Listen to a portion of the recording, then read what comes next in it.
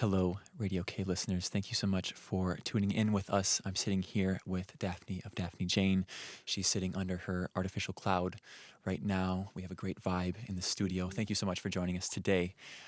First of all, can you introduce yourself and your bandmates and then their instruments? Yes.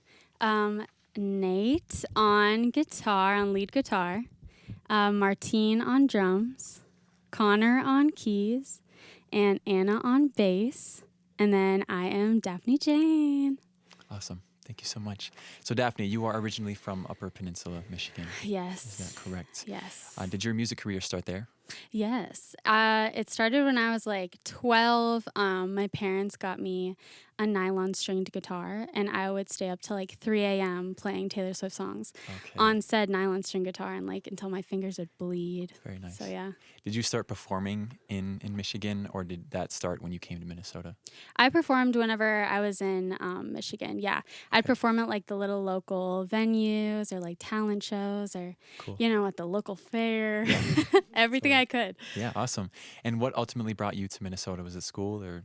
Yeah, Okay. so I was like raised in a very small town, and I wanted to move to a city very badly, and I had some family in Minneapolis, so I ended up going to the U. That's great.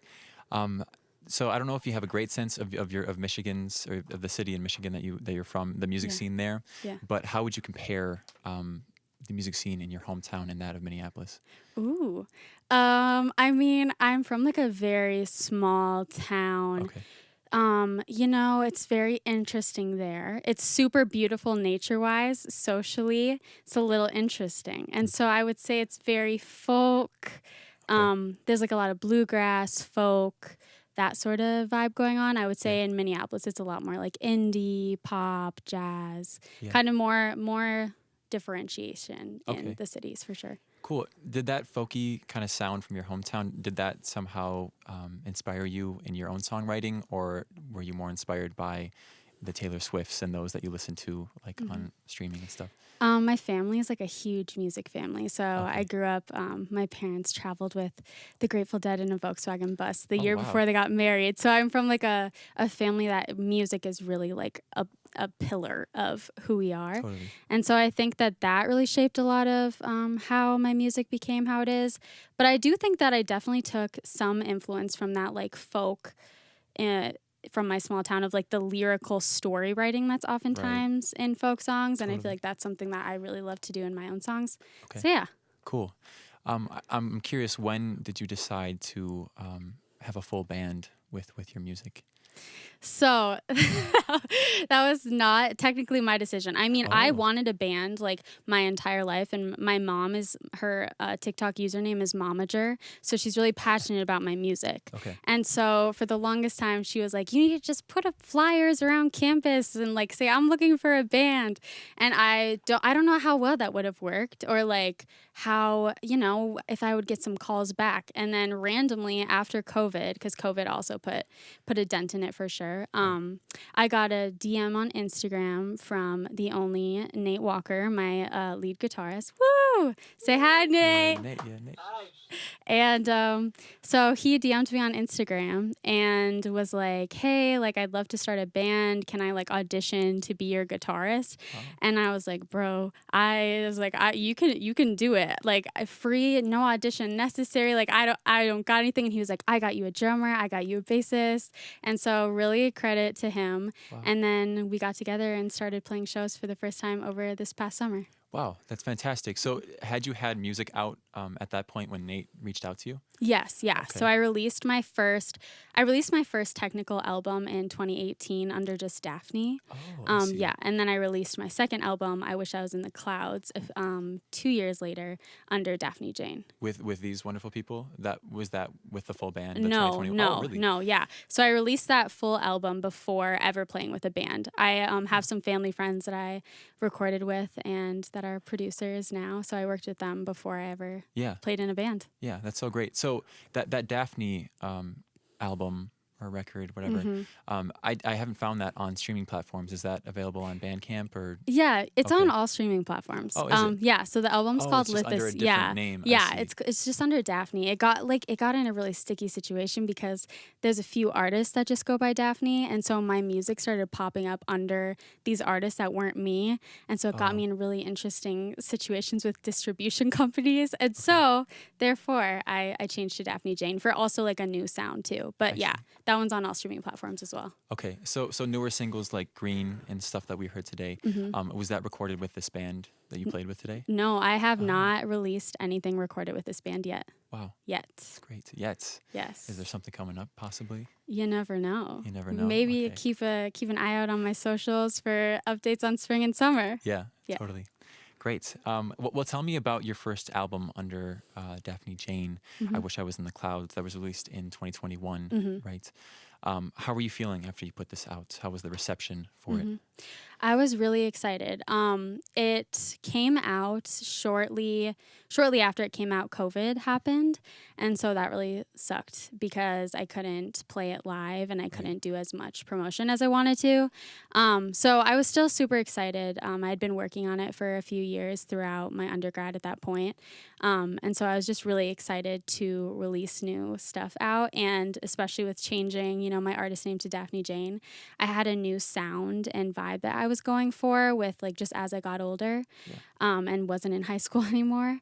And so I was super excited to kind of create that new sound for myself and let people know that I'm still releasing music and have this new vibe that I'm going for. Totally. And so how did you kind of make your way into the scene, getting to play at different venues and stuff? Like, yeah. Yeah, I mean, Nate really knows a lot of people in the music industry. And so he actually has introduced me to a lot of people, which has been super nice. But I also am, I'm like very, I'm productive driven, if you will. And so I like to send a lot of mass emails out and to just introduce myself to venues and people running the venues and the sound people to just kind of get my name out there and let them know who I am. But it's cool because Minneapolis has such an awesome music scene that I think when you play one place and get to know people, you just kind of make connections accidentally, which is just really awesome. Totally. All the doors open for sure. I saw that you recently headlined 7th Street Entry on the 18th of January. Yes. How was that for you? Was that exciting? Yes, a dream come true. Yeah, it was so fun. My family, some of my parents got to come, and they're still in Michigan, so that was awesome that they got to see me, and all my friends were there, and just people I didn't know were there, which was also so awesome. But yeah, that was truly one of my favorite nights. That's great. That's great to hear. I'm curious, what other local groups really inspire you? You were talking about how much you like the Minneapolis scene. So, yeah, which groups are you really enjoying right now? Ooh. Love Ivers. Love Ivers. I really I've played with Ava Levy, and they're about to release some music, and I'm obsessed with the clip that they have released on Instagram. Love them. Cool. I love Dark Bunny. I love... let me think of other names. You really put me on the spot. I love Keep for Cheap. Oh yeah. I love Aiden Intro. Gotta give Aiden Intro. There's so many. There's so many. There's too many. I could keep going. Yeah. There's so many. Totally. Cool. Well, now I kind of want to transition over to bedroom pop. That's something that you kind of describe your sound as. Is it true that you write your songs in your bedroom? Yes, of course. Yes. That's like such a safe place to spill your secrets. And I really feel like sometimes my songs are like little creative diary entries, if you will. And so there's no better place to write them than my bedroom. Totally. I'm curious, has a song ever been inspired directly from a diary entry that you've written? Oh, yeah. Yeah. There's been times where I'm literally like crying mid-writing lyrics and like trying to record a little snippet so I remember what I wrote. And I have to like be like, put myself together and be like, come on, you want to remember this. Yeah. Suck it up. Yeah. Wow. Yeah. Anything for the music. Yeah, anything. That's great. Tell me a little bit about your song process. You were talking about how in one of the songs that you just played, I can't remember, there was a phrase Oh, that, yeah. that you were like, oh, I need to write a song like around this. Is that how you often do it? Yeah, oftentimes I'll have like an idea or like a subject that I want to write about, or even like a lyric. Like in Pinkest Eclipses, it was "You Kissed Me in Places I Didn't Know Existed," Right. and then I like to build around that and maybe find like words I want to use and like a rhyming phrase that I want to use that I really love, and then build around that. And then usually I go to guitar and create a melody, and then create some vocals and just continue writing the lyrics. Totally. Okay, so usually lyrics first and then Yeah. and then music after. Okay, great. One thing that I've noticed in a lot of your song titles and even your album titles, a lot of them have to do with nature in some way. It seems like you're a very naturalistic person. Tell me about your relationship with nature and how it kind of inspires you creatively. Ooh.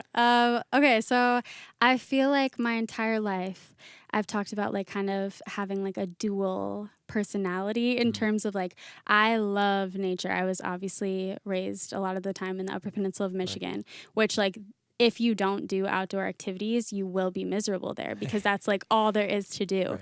And so I love all of that, but I've also always been like into fashion and art and music and very like ultra femme things. And so I love to go on a hike, but then like pick a cute outfit and put some bows in my hair before going on said hike. Yeah. So I feel like nature is somewhere that always has felt like home and still does, especially now moving to a city. When I can get into nature, it definitely like centers me and inspires me a lot in a lot of ways. Yeah, totally. What have been kind of some lyrical themes that you have been exploring lately in your music? Lyrical themes. Okay, so I definitely write about my life. Yes, Like, yes. I think all of my songs are exactly or loosely based on something of my life, which has actually gotten me into slight relationship trouble in the past. In the past, it's going to stay that way. Okay, that's great. But I definitely think lately, I am 22. And so I think, not that that's old, but I think it's an interesting time of life for me right now to know kind of what I want to do in life and feeling like kind of when to pursue what dreams and how to do that. And so I think lately I've been writing a lot of songs about kind of growing pains and finding myself like again and again, just as I keep getting older and different life changes. Yeah. And yeah, so I think that that's definitely something that's a big theme in my songs that I'm writing right now. That's awesome. Great. I'm curious if you have any upcoming shows that you would like to talk about, briefly mention. Yes, I do.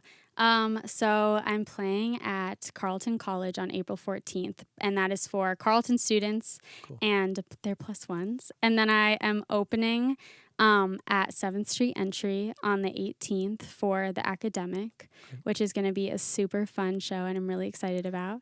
And then I am planning on trying to have a opening show sometime in late spring, early summer. Okay. Opening show in what way? Headline show. Oh, I see. Yes. I see. Yes. Okay. Very cool.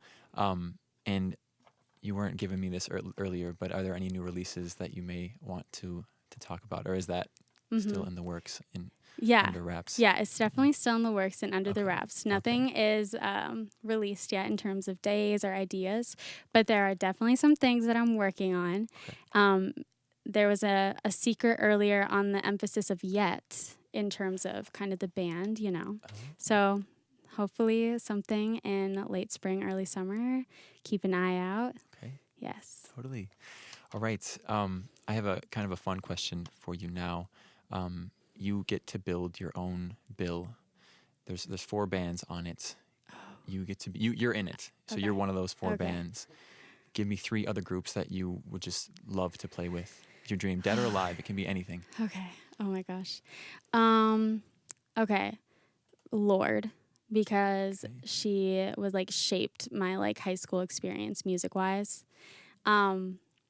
So I would say Lana Del Rey, but she slightly can be problematic. So give or take Lana Del Rey, depending on if she's being problematic in that time period. I love Bibida Boobie. I love her. Great. Be a whatever. Beaver doobie. Be a. Yeah. It's a tongue Anyways, twister. love her. Yeah. Currently, she's probably like my top artist that I'm listening to right now. And then also have taken like a lot of influence from Clairo since I started writing music. So I'd probably say Clairo too, just from like the influence of my first album, second album, like always. Who was headlining that show? Me, of course. Okay, there you go. There you go. That's a good answer. I like it. All right, and final question for you. What are 3 things that you are loving right now? It does not have to be music related. Okay. 3 things I'm loving right now. I love putting bows on literally like anything possible, on my shoes, in my hair, on my outfits, creating different outfits with literally just ribbon from Michaels. I would say bows, ribbons. What else am I loving right now? I'm loving cooking. I've loved cooking for a while, but I'm recently moved into a different apartment this past year, and it has the most beautiful, inspiring kitchen.